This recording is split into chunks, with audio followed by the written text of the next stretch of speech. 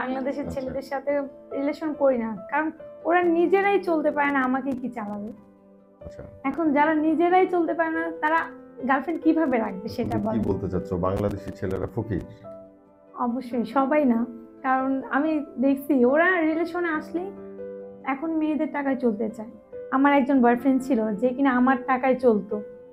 তার সাথে ব্রেকআপের পর আমি বুঝতে পারি যে ভাই বাংলাদেশের ছেলেদেরকে আউট করো আর লন্ডনীদেরকে ইন করো। এইজন্য আমি এখন এজন্য লন্ডনের সাথে লন্ডনে রিলেশন ফুয়া করি। তুমি ধরেছো। আচ্ছা যাই হোক, আমার একটা কোশ্চেন আছে। এই যে তোমাকে তোমার বয়ফ্রেন্ডরা এত টাকা পয়সা দিয়ে হেল্প করতেছে, এর বিনিময়ে তুমি কি দাও?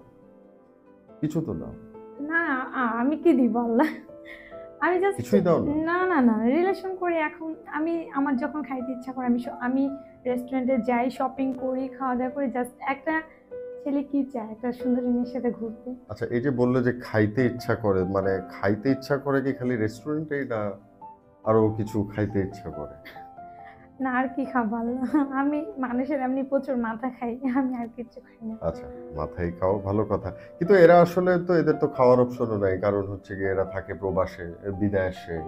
হ্যাঁ, তো যাই হোক, স্বামী বিদেশ কিছু করার নেই, মানে বয়ফ্রেন্ড বিদেশ কিছু করার নাই।